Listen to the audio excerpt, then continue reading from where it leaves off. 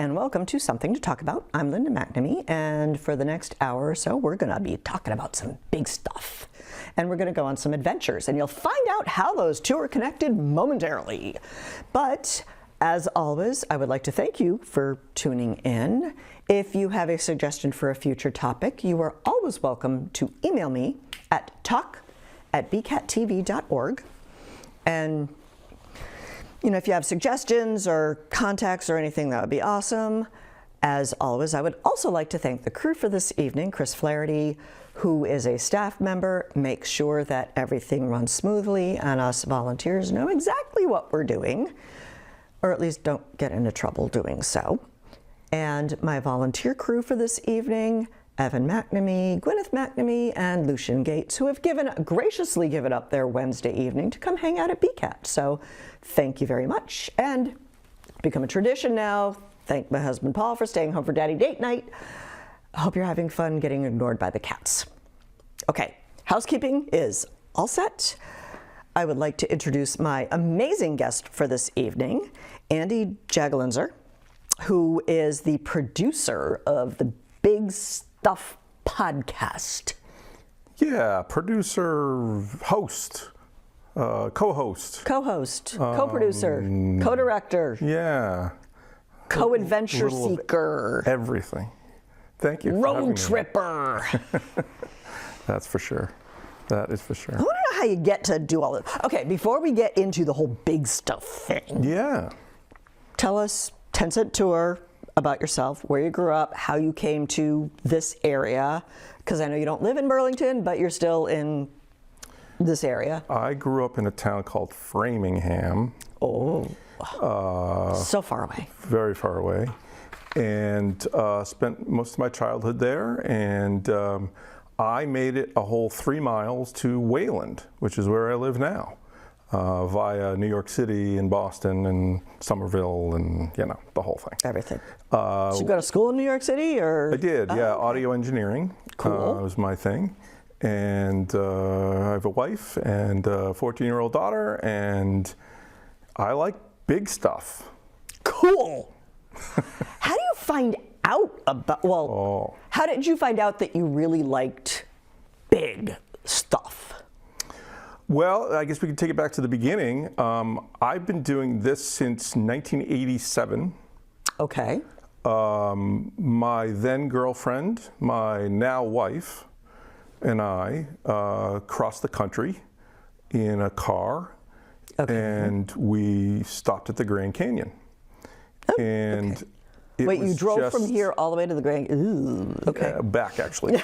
And you're still talking to this person. That's pretty amazing. And, seeing the Grand Canyon for the first time was it's just breathtaking. It's just, pictures do it no good. And I just thought the size of this thing is just immense. And so my wife went to go take a picture of me, and I decided to pose, and I stood there and I put my arms up, and I'm basically look how big this is in this big, wonderful world. Cool. And so that's sort of where the pose comes from. Okay. And from that moment on, it was kind of okay, big things are interesting. She bought me what I call the Road Bible. In 1987, there was no such thing as the internet. I understand. There are these things called books, which is really? Apparently the internet on paper. Okay. And she bought me a travel book called Roadside America. And it was these two guys who were crisscrossing the country and taking a look at bizarre roadside attractions all across the country. And they made a book on it. Sounds like a show on Discovery Channel now, but I know the Discovery Channel wasn't around in 1987 either. It was not. And so that became my Road Bible. And it explained what was where and pointed me in the direction. And we hit a few on the trip, and I just said, this is my thing, but I like the big thing. So I'm going to there's some bizarre things on there too, which are very fun as well. But isn't there also weird things? Like a book about weird things, weird tourist attractions. There's a series called Weird, and then your state here. Yeah. Weird California, Weird Nevada. They have a bunch of things. Atlas Obscura is good. And of course, Roadside America, which still exists as a website. And it's probably Do you still have the book, though? I don't think they have a book now. Do I still have a book? Do you still have your book? I have the original book. The original book. Absolutely. It's a collector's item now. It is. And so, so that was kind of it. And then I had been doing it for years when we traveled, and I traveled a lot driving. I love driving and driving cross country. I love doing it. I've done it many, many times. And I just fell in love with it. And then the internet happened and social media happened. And I thought, all right, maybe I'll share this with my friends. Why not? Because I wasn't doing anything else with them. And so that's kind of how it all started. And 2 years ago, I was approached by a friend of mine who I used to work with. Jen Carter is her name, and she is a co-host out on a radio station in Worcester called WXLO, which I believe you can still get here in Burlington. Probably. She's the morning show host there, and I worked there for a year plus, many, many moons ago, and we remained friends. And she saw my big things and said, we need to do a podcast on that. Cool. And I said, Oh, I didn't show you our podcast room, but we can do that later. Oh, yeah. And so it's a visual thing, big stuff. Yeah. So when you said podcast, I'm like, but podcast is like audio. Right. And well, video podcasts are, it's a name for a thing that I think most of us just call a show. A video show or a TV show. So I'm still stuck in the 1980s. No, I am too. But so we called it the Big Stuff Podcast. Okay. And it's a video show, and we do it as often as we can. We're digging deep. We are interviewing folks that are involved with the big things, whether they're the artist behind it, or the owner of it, or maybe a town official that might have something to do with the commerce of the town, or anyone that has something, a backstory to put about the big stuff that we're interested in. Does that mean your show is always a field production?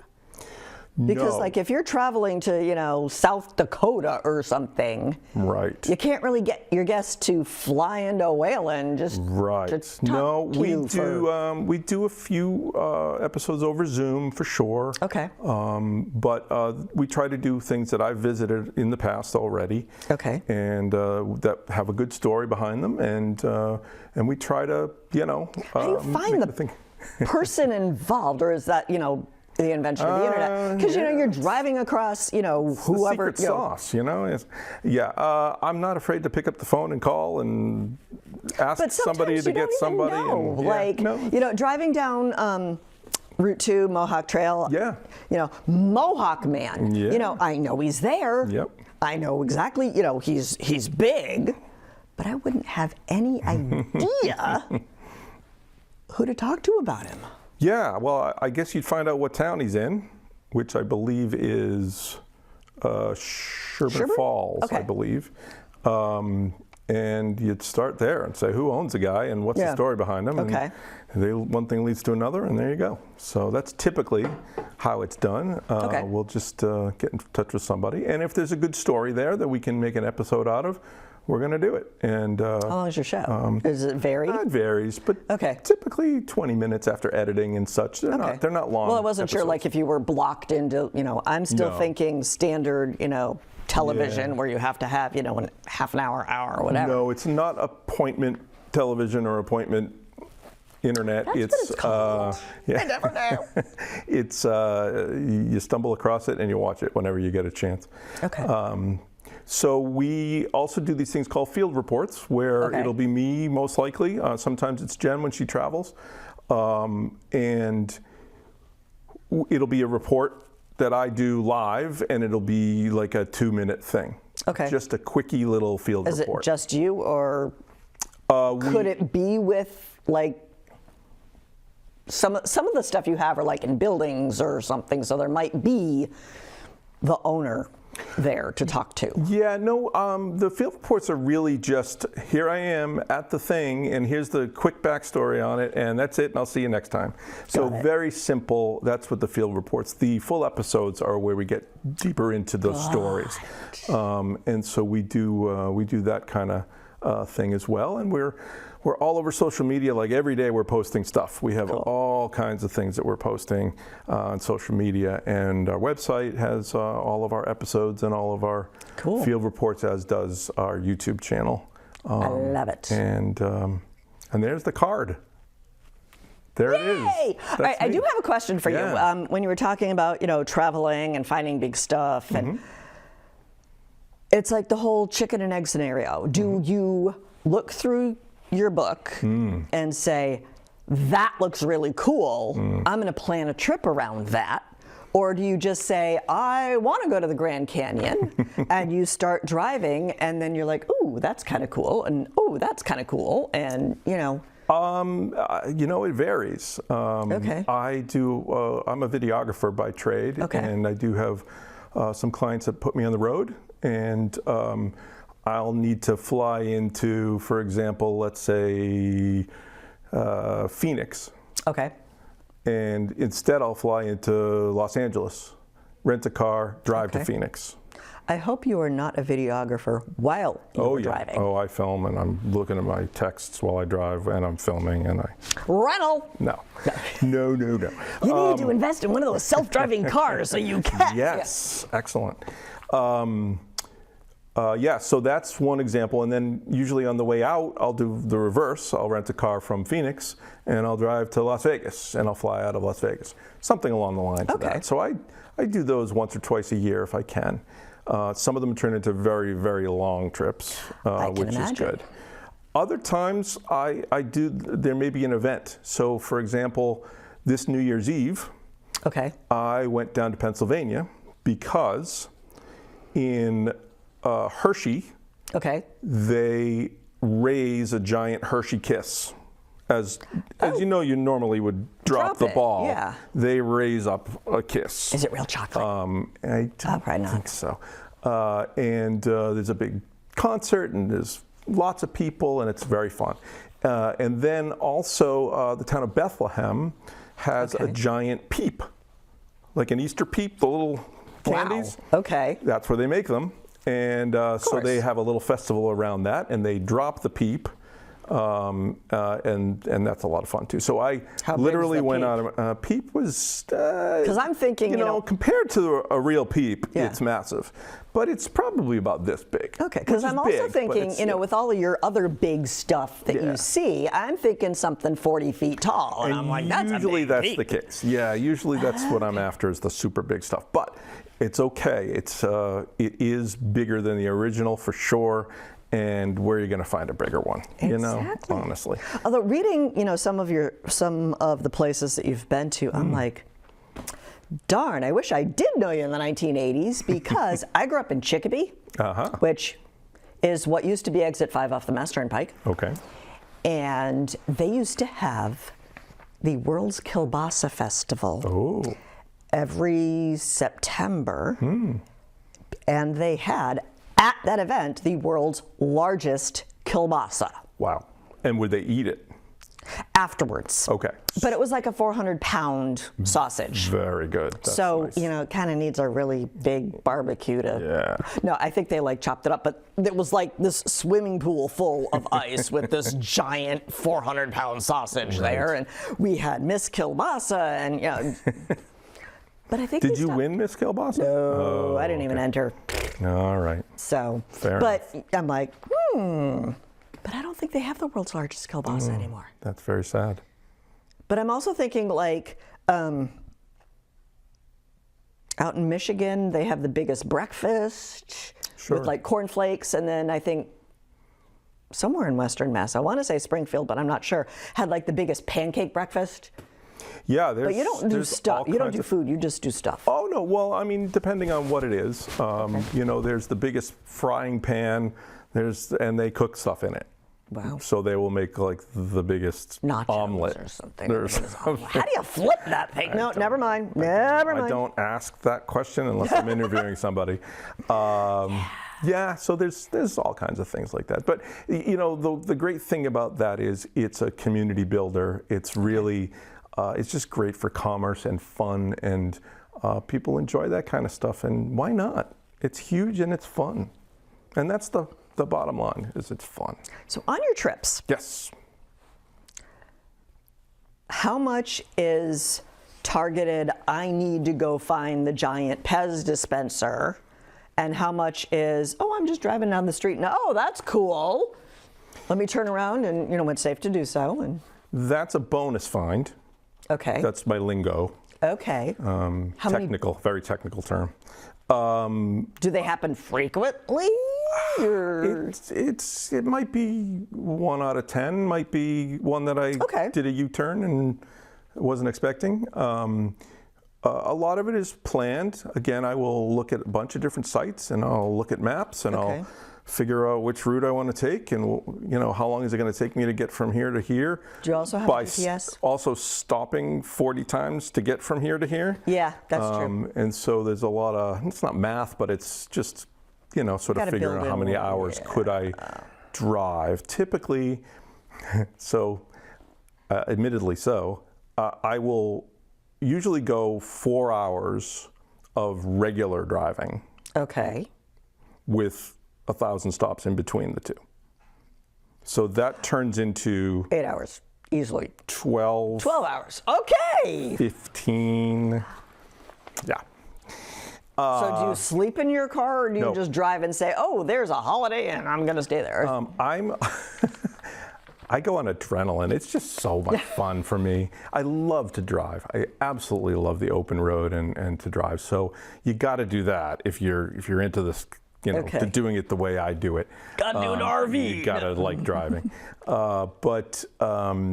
Yeah, no, it's long days, long nights, and pulling in at midnight and then hitting the road at 6 o'clock in the morning the next day. And yeah, it's not a lot of sleep on those things, but Probably a lot of coffee. but it's fun. It's a lot of fun. That's what it's all about. And you'll probably ask, do you go alone? And the Why question not? is, a lot of times I do, and there's 2 reasons for that. One is I would not subject anyone else to the torture that is that trip. And A lot of cornfields. so that would be my version of it. And Okay. then there's nobody out there that would voluntarily go ahead and do this for the same reason. So. Okay. Well, if you also manage to tie 'em in with business trips, you Yes. know, you really can't bring your whole entourage with you. Right. Now, occasionally we'll go for a ride in the country with my wife and my daughter or whoever, and we're going to go to the country. Okay, there's 2 stops I want to make on this trip, and we'll throw that in there. So they're not always really long trips, but the long ones are where the meat of the project is. So Now, we had talked briefly about it like before. Some of the sculptures that you saw, you're like, well, they may or may not still be there. True. If you're still going by, well, I know you said you look on the internet now, but if you're still going by that book, any discoveries where all of a sudden there's like a new sculpture? Oh, that sure. You're like, hey, wait, I didn't know about that. yeah, you know, things happen to these things over time. Some of them deteriorate or get hit by a storm and it gets destroyed. Others are sold to other places. Now, keep in mind that I'm going to say maybe half of these things are advertising tools. Right. They're not necessarily art. There's a lot that are art, but some of them are, you know, you want somebody to come to your motel. Well, let's put a big beaver at the front of the motel and hopefully Well, I'm thinking about the they'll big come. blue grasshopper. It's not a grasshopper. In Rhode Island, in Providence. Oh, the termite. The termite. Yeah, the big Okay, blue I was- bug. I was That was our first episode, actually. Okay. Was interviewing the owner of the Big I Blue saw Bug the little Solutions. thing, you know, the thumbnail, and I'm like, kind of led me to my stream of consciousness thinking, going, okay, that's on top of a building. Yes, it is. So you kind of need permission to get there. Well, but then there's that's a good also example. some that are just like randomly on the side of the highway that you don't want to get run over by a Mack truck just to see a sculpture. How do you work around that? I am willing to get run over by a Mack truck to see a sculpture. I don't think your wife and daughter would appreciate that. I've taken a few risks over my time, but that's okay. The Blue Bug is a perfect example in Providence, downtown Providence. It's on top of a building. It is highway height, so it's 3 stories up or so on top of this building, and as you drive by it, it's right next to you on the highway. Giant blue bug, which is great. Forever, and it has been 40 plus years. It's been there. Actually, if you go to website or YouTube, you can find out a lot more. Episode one of our stuff. But that's an example of something you can't visit. You can see it from a distance, but you can't visit it. But you did. But I did because I made a few phone calls and I had free a promotion podcast to offer them, and they fell in love with the idea, and so we did, and we got up on the roof and we took our pictures with Nibbles. His name is Nibbles Woodaway. God. Yep.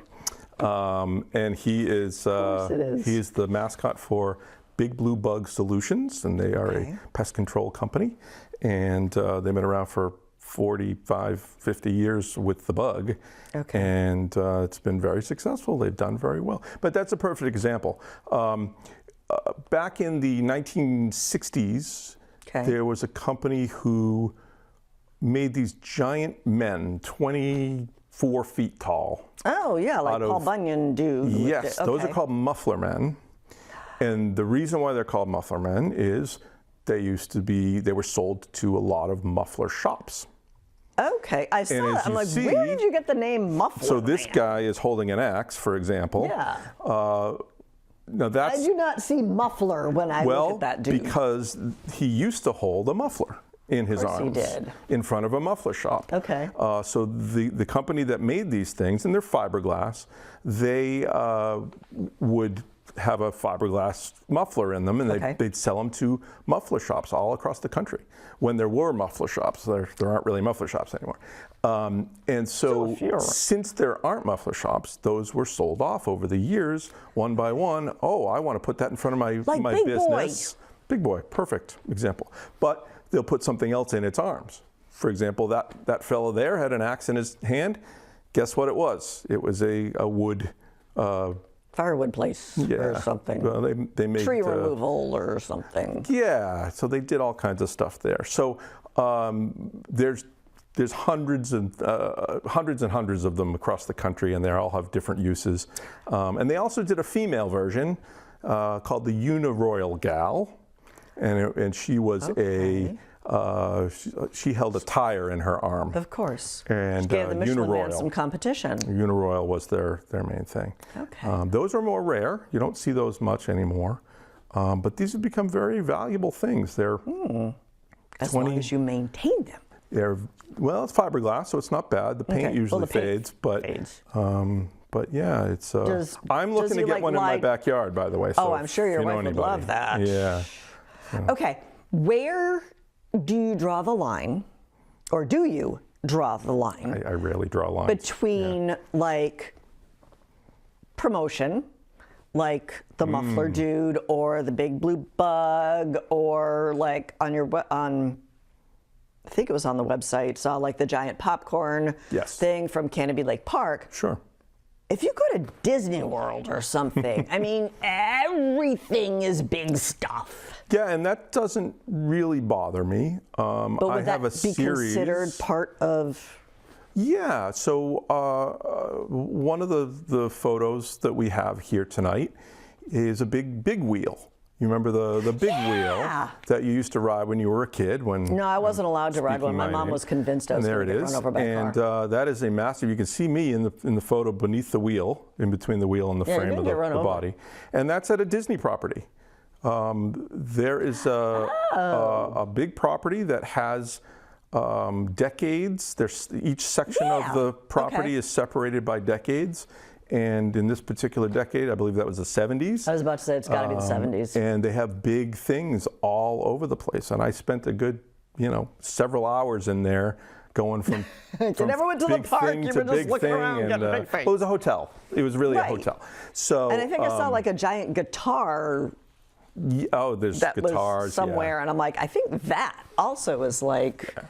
So as far as the commercialism, it doesn't bother me. I do have a problem if it's not unusual enough.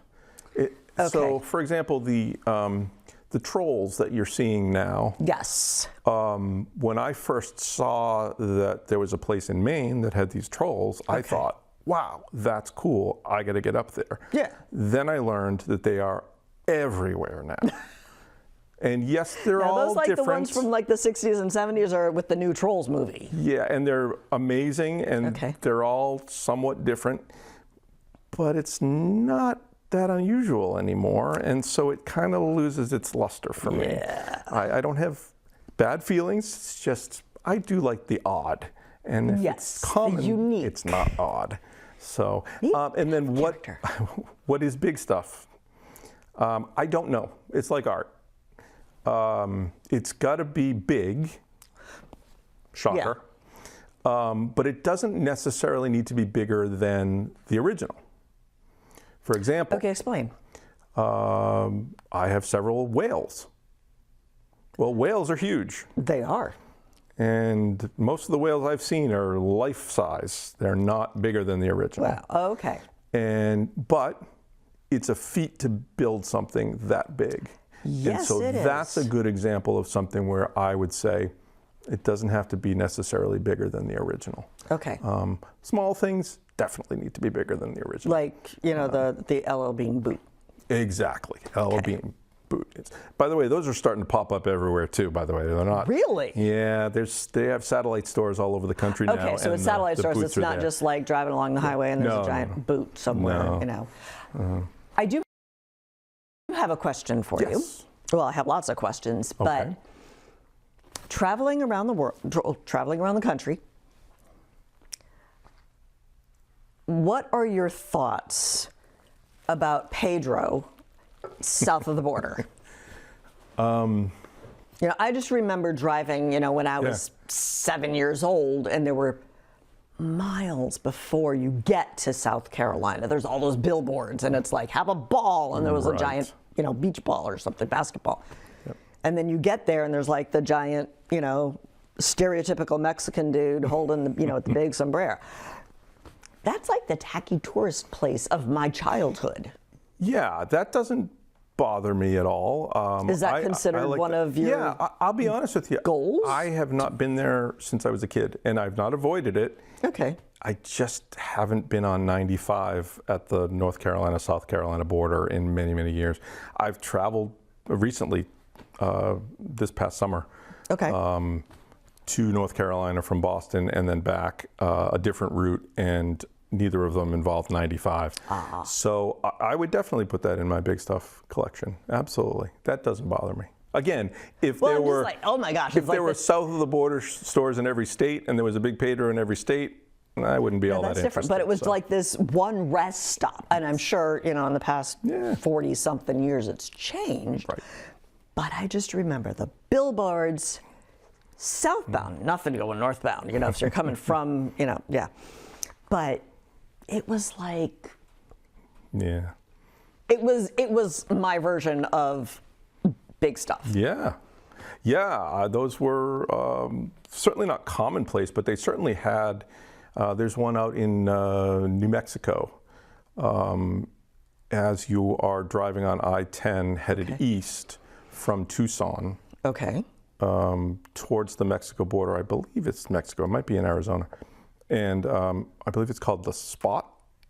And they started advertising in Phoenix, which is hundreds and hundreds of miles away. And it's a lot of desert, so signage is cheap and land to put signs up. So it's like every 3 miles there's a sign, and it goes on forever. and it's and as you get closer, it's like every mile and then every half mile, and it's similar kind of thing. It's, Okay, so it's like a souvenir the shop and a kitschy, tourist tacky. thing. Okay, Come see the three-headed goat or whatever, like that kind of stuff. So. got it. Little P.T. Barnum in there. Okay. With all of your travels, you travel everywhere. I try You to. find really cool stuff. Now, if I'm traveling somewhere, like I happen to go to south of the border, could I take a picture of like me with the pose and send it to you? And would you add it to your library? Or would you like, no, it's not me? So on our website, we have a carousel of photos, and we would be happy to add your photo in there. Not to mention social media. If you come and be a follower of ours, we would be happy for you to post it right up there. And we'll comment and have some fun with all of our friends and followers, and enjoy that a lot. So I know you said, a lot of the stuff that you do or a lot of the discoveries are commercial oriented. I'd say maybe half. Yeah. So is the other half just like artwork and sculptures? There's some just brilliant art out there. Absolutely brilliant art. When do you think the big art started coming around? Well, Route 66, which, by the way, turns 100 years old this year, It does.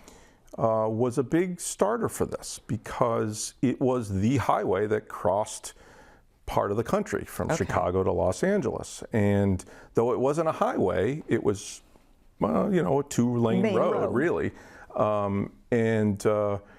And there were motels everywhere. There were mini golf like the places. Cozy Cone is like a real thing. Yeah, there's a million, and it became a battle. How am I going to attract people to my place? Okay.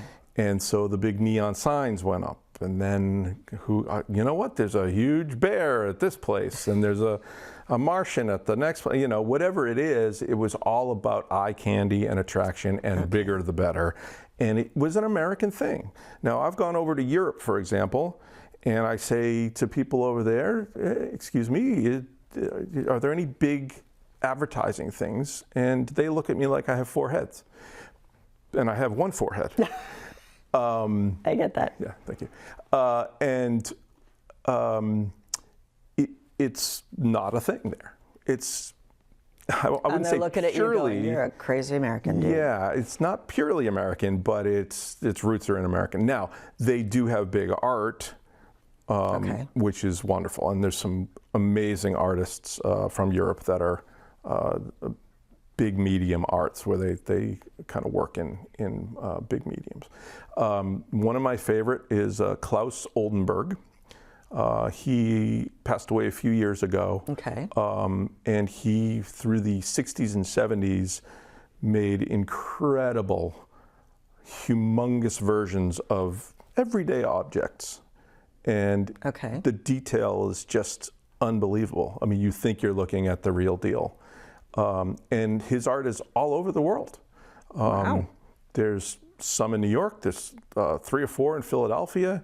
They're in Minnesota and San Francisco, and they're all over the place in the U.S. And he's one of my favorite artists. Cool. And it's strictly art. There was no commercialism behind it at all.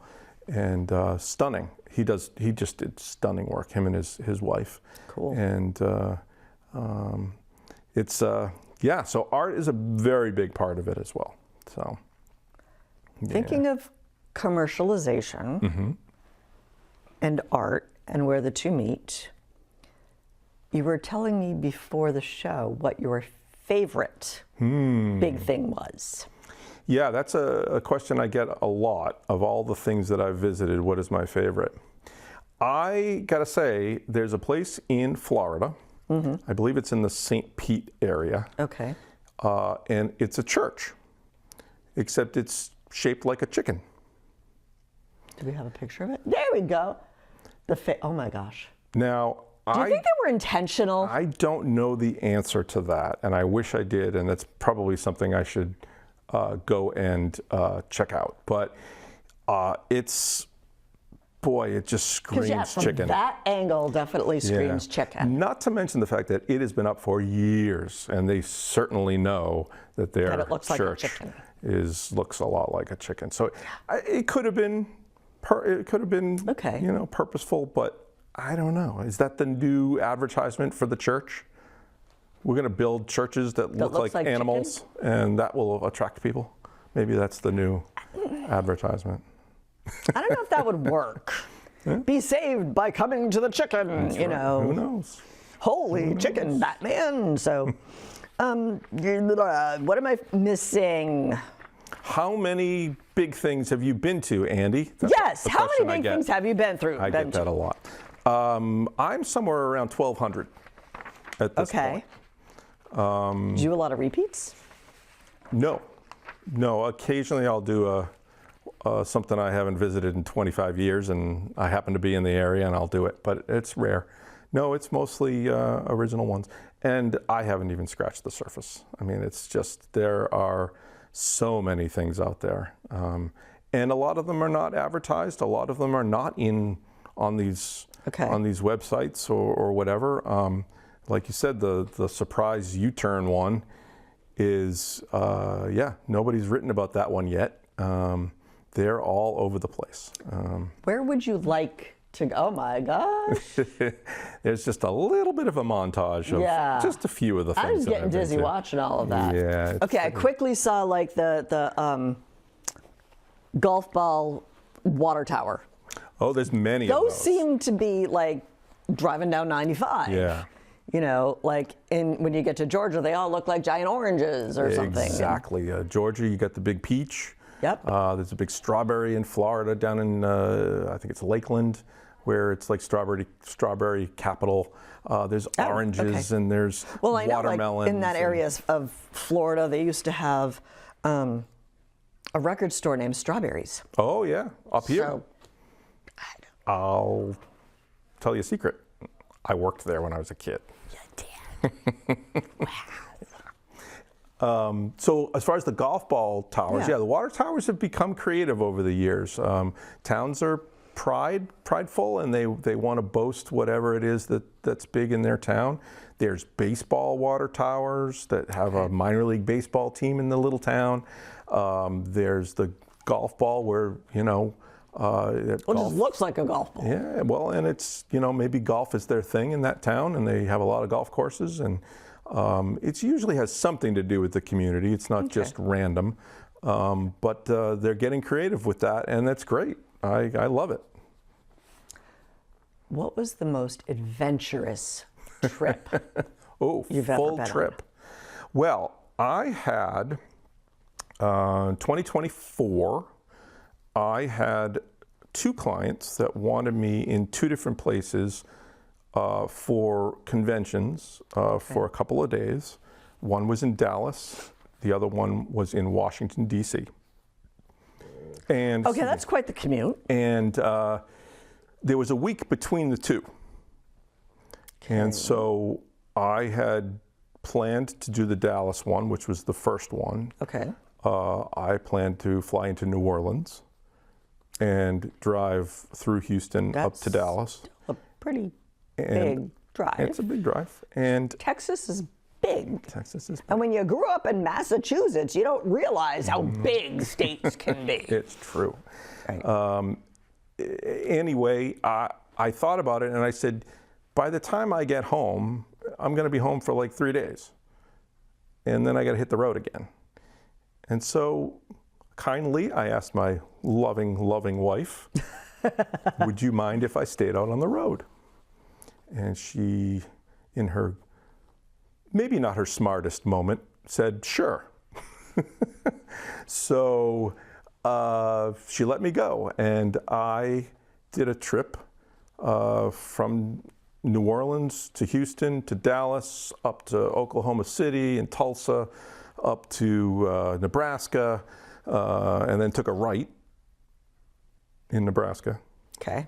And then went across Iowa and down towards St. Louis and up through Indianapolis and Columbus and Cleveland and Pittsburgh, and You must eventually be really good at geography now. I am pretty good U.S., eventually Washington, D.C. So I was on the road for more than 2 weeks on that trip, and put a lot of miles on, because it's not the distance between Dallas and Washington, because I will be on the highway and all of a sudden I know that I have to be 50 miles that way.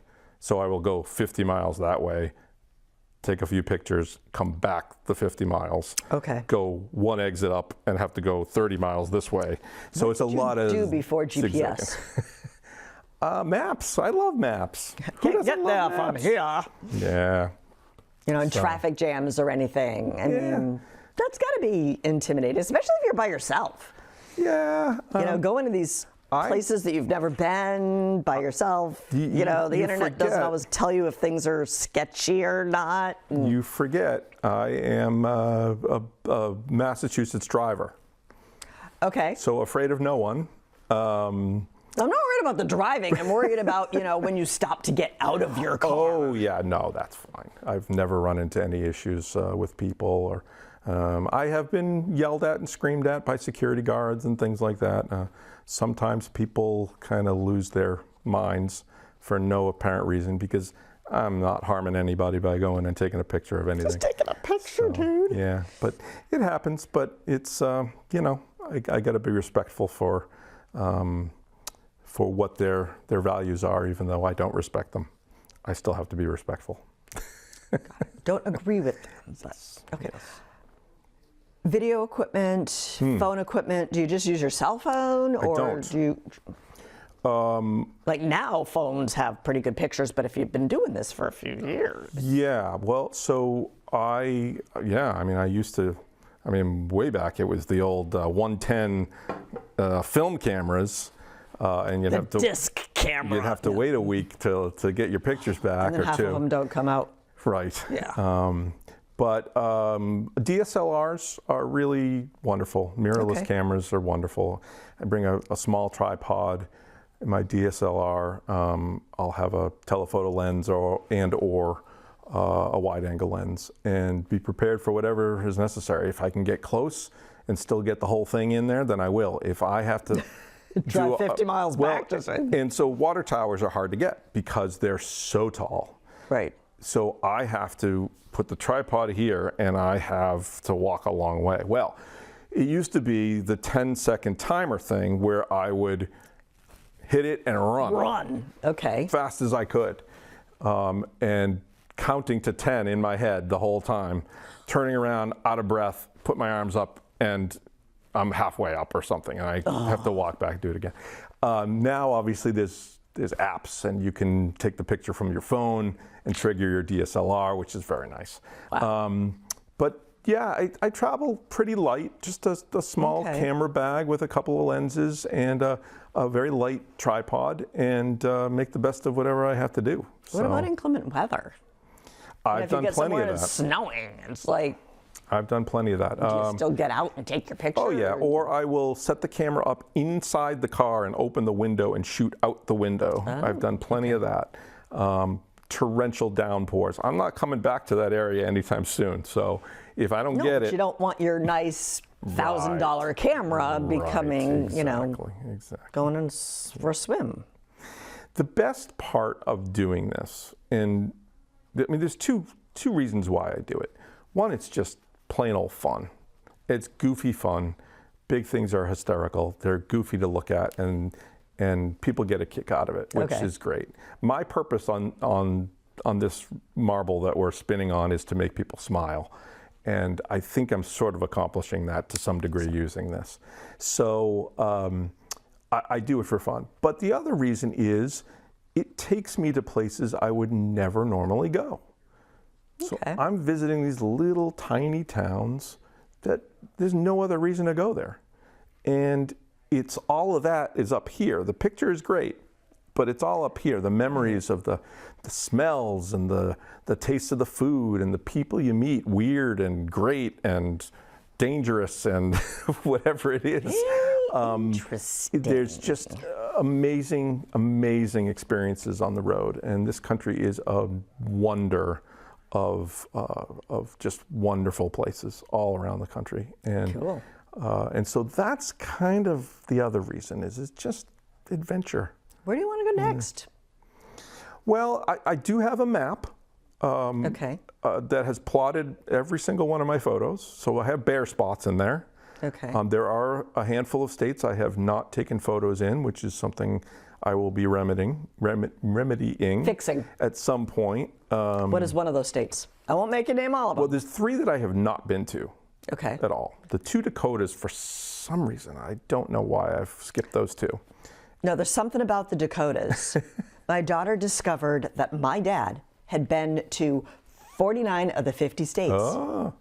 He was missing a Dakota. Yeah, it's, there's not any big cities there. There's not, I mean, it's supposed to be But they have beautiful. big things, like big mountains with big things carved in them. And North Dakota actually has what they call the Magic Mile or something like that. And it's a whole bunch of big things in a row. Really? Right along the fields, the farmers' fields, Okay. on the main road. And you can stop and do one after the other, Wow. which is really great. So that's a really good reason to go there. So those are the 2, and the other one is Alaska. I haven't been to Alaska before. But there's a few states Don't go that now. It's a little chilly up there. Yeah, I think I'll avoid that. We have our own Alaska going here right now. For some reason, Arkansas. I've been to Arkansas many times, but don't have a picture there. Do they have stuff in Arkansas? Sure. They have electricity now.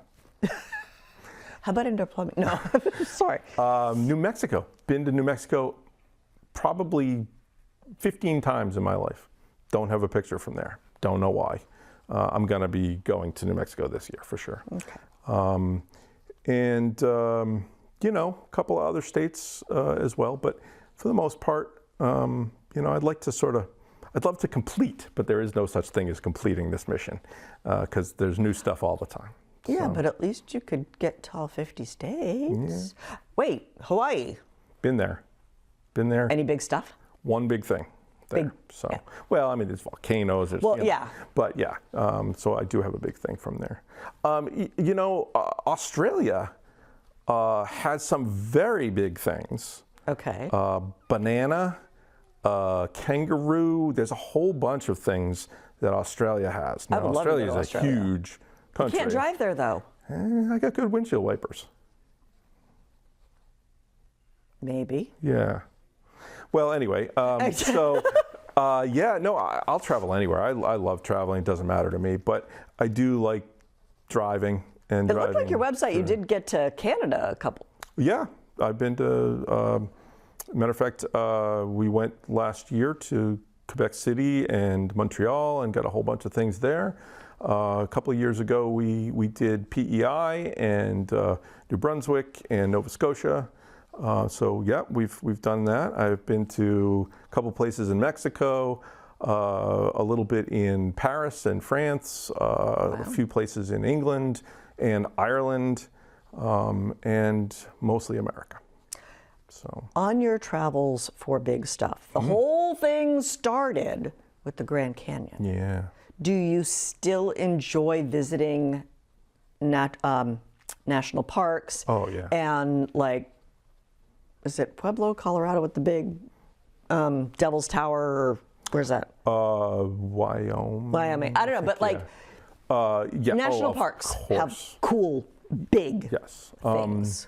Yeah. I mean, if it's a wonder, then yes, I'm gonna stick that in my collection. That being said, it's not always about big things. I got to be honest, and I do love nature and the Southwest especially is just very, very special. Really So big cacti over they there do. too. They do. Yeah. So it's A good. subset of travels for a challenge for you. Olympic torches. Okay. I have one in my collection from Atlanta. Okay. There's a huge one that was made for the Olympics 96. in, was it 96? 96. Yeah. I do have that photo there. But, yes, there's a whole bunch, Yeah. New York. Are you talking about big ones or are you talking about Well, no, the like real? the big ones at like after the person finishes when running, they light it, and it's usually like Well, ginormous. Here's my thing. It's all about fun. It's all about adventure and getting out and doing something. It doesn't matter why you do this. My thing happens to be big things, but your thing can be whatever you want it to be. If it's an excuse to go and get on the road and go see things, there's no better way to see things than getting in the car and going to see it. Cool. So I encourage anybody. But big stuff is very special to me. Now, there is a lot of big stuff around here. Yes. So, like, Burlington has its own sculpture park, and one of the sculptures is this giant dog. We named him Havoc, with a giant bone in him. Sure. And I didn't realize that the sculptor is from Haverhill. And if you're driving along 495, there's like this ginormous one, like 5 times bigger than the one we have. Yes. Have you experienced local art like that? And isn't out Route 2 the dude that created the pink lawn flamingos? I don't know if they have any big ones. I'm not familiar with that. I'll have to look that up. We can look that up together. He's out Route 2. Okay. A town that begins with F. I'm forgetting it. Okay. Fitchburg? Maybe Fitchburg. Okay. I don't know. We'll look that up together because I'm curious. Yes, I mean, obviously local is great. I have to admit, it's not really an adventure. some of the things that are the closest to my house I've never been to. No, you I change that. can't explain it. No, it's natural. I mean, I grew up 5 miles from a ski resort and never went skiing until I was like 30. Okay. Yeah, you know, I don't live too far from Babson College, and they have a huge globe right on the middle of the campus. And I've actually seen it before, but I've What never about taken a Babson's picture. Boulders over in Gloucester?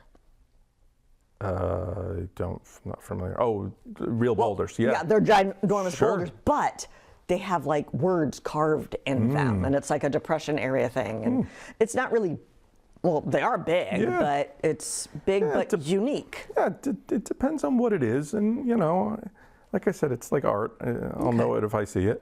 But there's a whole bunch of things that are around. There's giant rosary beads. There's one in Chelsea, Mass. There's another one in, I want to say Sherburne or somewhere not too far from where I live. There's a whole bunch of things that I have not been to. The Big Dog in Haverhill is another one. Been by it a million times. I'm not really sure how to get to it because it is right along the highway. I mean, that's me pulling over and getting hit by a semi. That's what happens there. But or you get permission from the owner. Well, there's got to be a way, like. Or you just sneak on the property. I don't encourage it, but do it, is what I'm saying. All right, I'm looking at my notes, and it reminded me that you have a bear hiding over there. Because I was wondering, when you go to all these really cool places, are your souvenirs photos, or do you bring little versions of the big stuff home with you? It depends on the situation. So this guy right here happens to be from Denver, Colorado. Okay. Where there happens to be a 40-foot version of this guy looking into the convention center, right in the center of downtown Denver. And if I didn't know about that, there. I'd be really creeping out. Now, that one's made of wood, is it? The big one? This is actually made with 3D printing, so it's actually plastic. Okay. This was given to me by the city because we did an interview with one of the art directors of the city. We did a great interview, and he decided he was going to give this to me, and it was just something really special. That is really cool. And I love it. That is a huge tourist attraction in Denver. It's become a really big thing. Okay. And no pun intended. And it's got a great backstory. I would have missed it if you did not say that. Okay. It's got a great backstory. They have a great art program in Denver, and other cities have this too, but I didn't realize how good this was. Municipal building. If you're doing a project on government land somewhere, that is over $1 million. Wait, the project or the property? The project. project. Is okay. If you are building something or doing an addition or you're just cleaning it up, if it's over $1 million, 10% of the budget must go to art on that property. Really? And there's a lot of art in Denver because of it. It's wonderful. That is really cool. I'm sure the companies that are footing the bill are not too happy about it, but it has made Denver a very, very walkable, very fun city. That is really cool. Tons of art and big art in some places. And the fellow I interviewed told me all about that program. He was the head of that program, and this was one of the things. That is really cool. And I'm sure it cost a pretty penny, but I'm sure it's become a tourist attraction, and it has made Denver a better place all over the place, and that means commerce and everything else. So the only one who's complaining is the person footing the bill, but. But they'll get it back. Yeah, they get it back because everybody's now coming to Denver. Exactly. And I'm just wondering why it's a blue bear. Well, the story, and if you go to, again, our website, bigstuffpodcast.com, or you could go to our YouTube channel, Big Stuff Podcast, you will find an episode on the blue bear. I believe it's episode 6 or 7, I believe. How many episodes do you have? We have 9 currently. Okay. And we have a couple in the can that we're going to be putting out again soon. Okay. The reason why it's blue, he told me, was the artist who came up with the conception of this 3D printed it, and the only color 3D printed plastic that he had was blue. And he brought it into the board when he was trying to sell the idea to them. And they said, we love it. And he said, great. Well, it won't be blue, it'll be brown. And they said, no. We love the blue. We want it blue. Keep it blue. Okay. And that's the story behind it. Because I'm like, Chicago, if it were in Chicago, Chicago Bears, and I think their logo is blue. Right. But Denver, it's like, Well, and the bears interesting because, there's a lot of bears that come down from the mountains right into the city. And bears can be curious, and they can walk up to a building that's huge with glass and maybe peer inside and say, what's going on in there? And so that's the story behind that guy. They also have a second blue animal, very large animal there. It's not a bear. Stallion. Oh. And he is an angry stallion who with bright red eyes that glow at night. Okay, that's just creepy. And it gets even creepier because the artist who made him or conceptualized him didn't finish him because it crushed him. Okay, that's scary. They decided to put the red eyes in, I believe, after that, and they have named him, tongue-in-cheek, Lucifer.